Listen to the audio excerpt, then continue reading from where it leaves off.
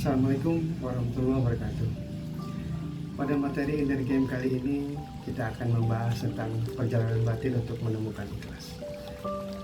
Kenapa ikhlas itu penting? Kenapa kita perlu mencari ikhlas? Apa alasannya? Kenapa? Orang Indonesia itu suka bias dengan makna ikhlas. Suka ketukar sama ridho. Ibadah itu dibagi dua. Ada ibadah zohir, ibadah fisik, dan ada juga ibadah batin. Bahkan kata para ulama, seringkali Allah itu membobot lebih berat ibadah batin dibandingkan dengan ibadah zohir. Itu amalannya hebat semua. Ada orang berjihad. Jihad itu kan puncaknya ibadah zohir ya, puncaknya ibadah fisik itu ya jihad. Seperti pejuang-pejuang yang ada di Gaza, sedekah juga ibadah yang begitu dibanggakan oleh Nabi. Bahkan oleh Allah dalam Al-Quran, orang yang ahli ilmu mengajarkan ilmunya, ini juga ibadah yang besar di sisi Allah. Dan efek orang ikhlas itu minimal ada 3. Yang pertama, dia akan merasakan steady. Apa itu steady? Steady itu teguh, mantap, stabil, itu namanya steady. Kemudian kokoh. Ya ibaratnya dipuji dia nggak terbang, dicaci dia juga nggak terbang. Itu ciri orang yang punya kualitas mental. Itu steady. Kemudian passionate. Apa itu passionate? Semangat, produktif. Kita akan bahas setidaknya ada 3 rukun hati untuk bisa menemukan ikhlas. Rukun itu pilar, Jadi perjalanan mencari ikhlas itu adalah perjalanan menghayati 3 rukun hati, 3 rukun ibadah hati. Ibadah ada 2 jenis kata para ulama, ibadah zahir dan ibadah batin, dan semuanya nggak bisa dipisahkan. Kalau ngomong ibadah batin itu ada 3 rukunnya, dan 3 inilah yang pada akhirnya membentuk. Yang pertama ada yang disebut dengan cinta. Cinta itu mahabbah. Yang kedua rasa harap. Harap itu roja. Dan yang ketiga al-khawf atau rasa takut. Ini 3 rukun hati untuk menemukan ikhlas. Ada cinta, ada harap, ada takut. Dalam perjalanan kita menghamba kepada Allah, ada 3 rasa sebetulnya yang nanti akan kita bentuk untuk mengantarkan kita pada keikhlasan ini. 3 rukun menjadi satu kesatuan. 3 rukun ini jadi satu yang utuh, saling memperindah dan tidak saling menghilangkan satu dan yang lainnya. Dan ternyata Allah Subhanahu wa Ta'ala menggabungkan 3 rukun hati ini dalam surat cinta. Dalam Al-Quran yang selalu kita baca minimal 17 kali dalam sehari. Suratnya surat pembuka induknya Quran, surat Al-Fatihah. 3 ungkapan rasa yang minimal 17 kali sehari kita baca. Yang pertama itu ungkapan cinta. Dalam Al-Quran, surat Al-Fatihah itu merupakan ungkapan cinta. Ayat 2 ketika kita mengucap Alhamdulillahirabbil alamin. Alhamdulillah, siapa yang tahu? Alhamdulillah itu apa? Tahmid.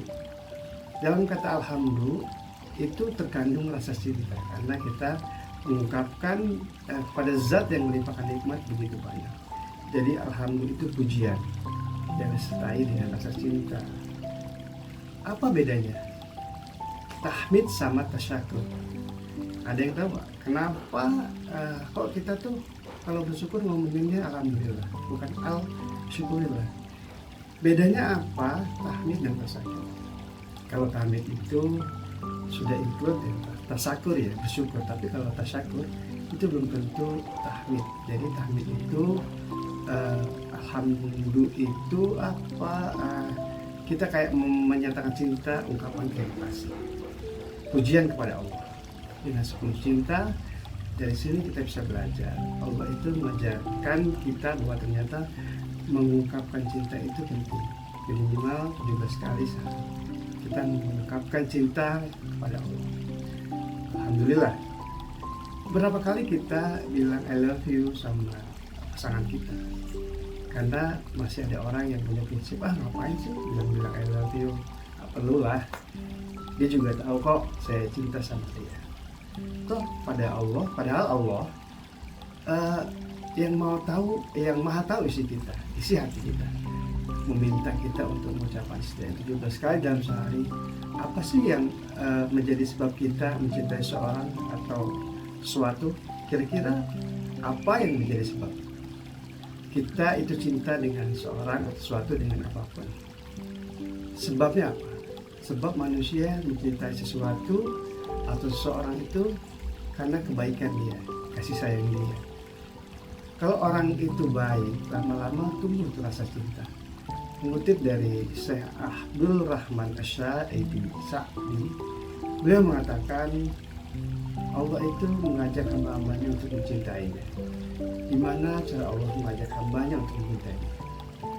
Dengan cara memberikan berbagai macam nikmat, berbagai macam karunia, yang dengan itu Allah menciptakan kita, menghidupkan kita, memperbaiki keadaan kita, menyempurnakan semua urusan kita, memenuhi kebutuhan kita, menghilangkan kesulitan kita. Itu cara Allah untuk mengajak hamba-hambanya agar mencintainya. Allah karuniakan kepada kita hati yang bisa merasakan cinta dan mencintainya. Itu elemen pertama dari rukun hati yang membentuk keikhlasan.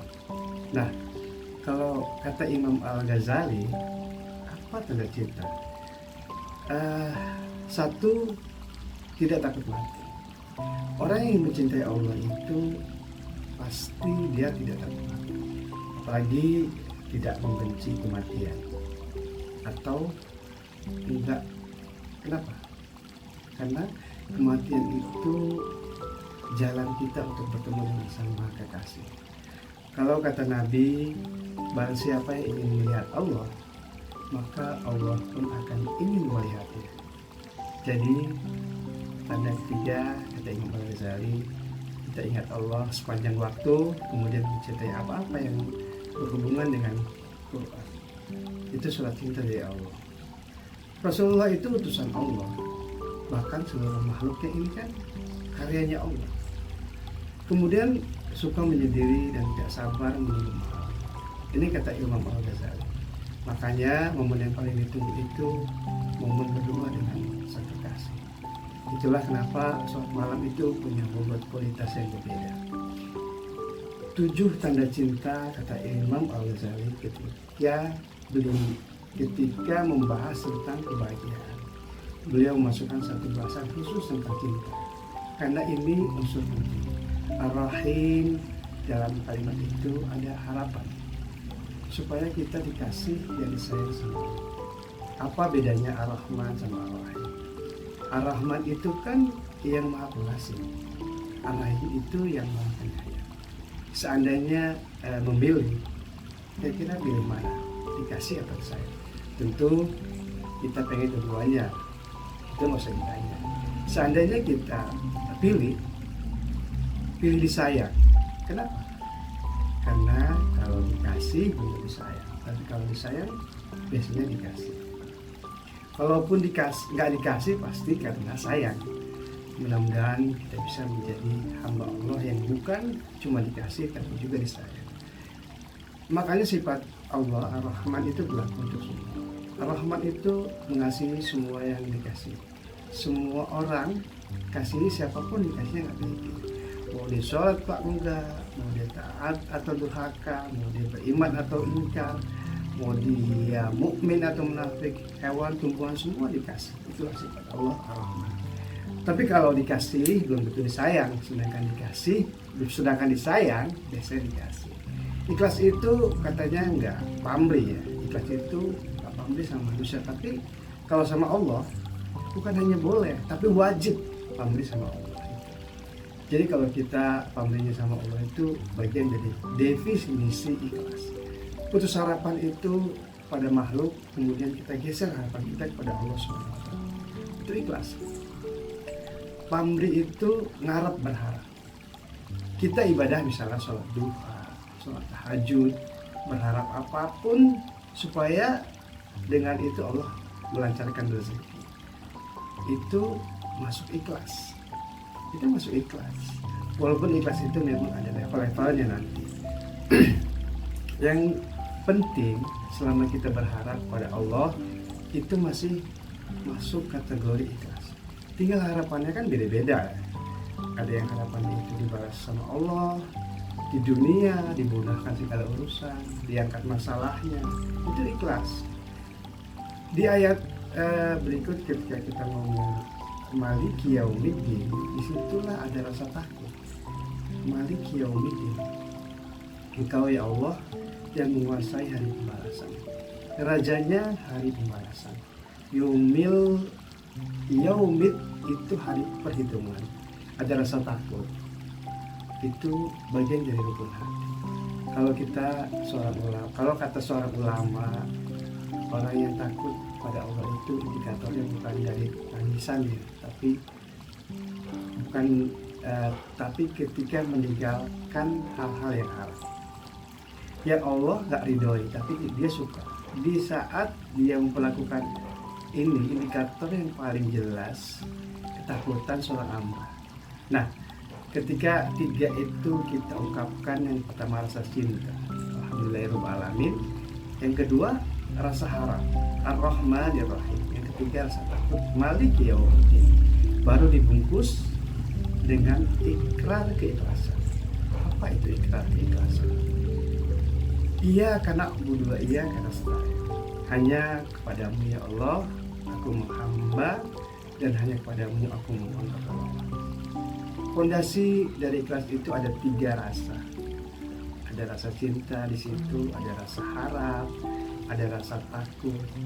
Setelah kita setel fondasi kita untuk ada rasa cinta, ada rasa harap, dan ada rasa takut, maka kita tempuh perjalanan mencari ikhlas inner again. Itu juga dengan 3 langkah. Apa aja? 1, melepas rasa memiliki. Ini langkah pertama dalam perjalanan kita menuju ikhlas. Kenapa?